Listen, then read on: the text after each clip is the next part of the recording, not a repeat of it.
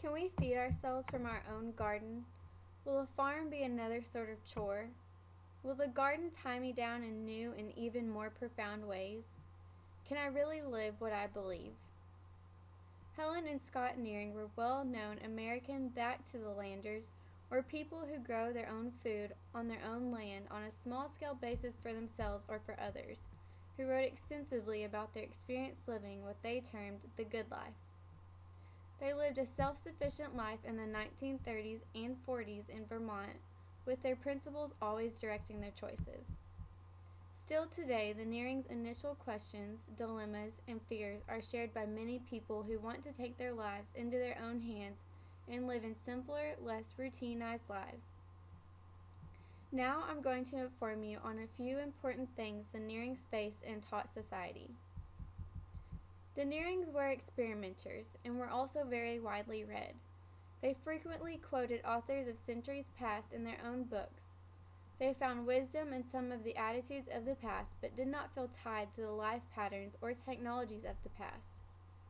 In no way did they reject civilization or sacrifice what they accepted as the enriching aspects of modernism.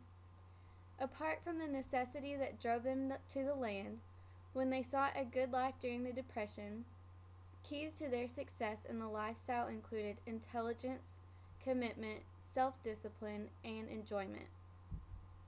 Helen and Scott were devoted to a lifestyle giving importance to work on one hand, and on the other it was observation or play. Ideally, they aimed at a norm that divided most of the day's waking hours into 3 blocks. First, it was the bread labor, which was working for food, shelter, clothing, and other basic needs. Then there was civic work, which was doing something of value for their community. And lastly, there was professional pursuits. For Scott, that was frequently economics research. For Helen, it was often music, but they both also liked to ski. They clearly honored manual work and viewed it as one aspect of the self-development process that they felt life should be. In Vermont, the Nearings also adopted some improvements in their structure and equipment for preparing maple syrup and maple sugar from the maple trees they tapped. These maple products were sources of cash income for them. During a period whenever it was becoming standard practice to use manufactured fertilizers and pesticides, they pursued the organic approach to food gardening.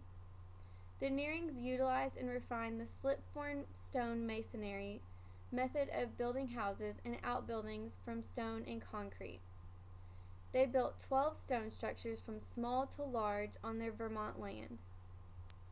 Their approach to living, based largely on the reduction of wants and mostly non-monetary return from their organic horticulture and other sorts of labor, appealed to many people. The Nearings offered an almost open house situation on their land for several decades, so that visitors could experience this way of life and learn a bit from them. Living as a couple without the chore support of a traditional New England farm family meant that they had to get needed assistance in other ways. They were impressively hardworking and self-reliant, but sought cooperation with neighbors. The Nearings saw opportunity for the cooperative development of the lumber industry in their Vermont valley.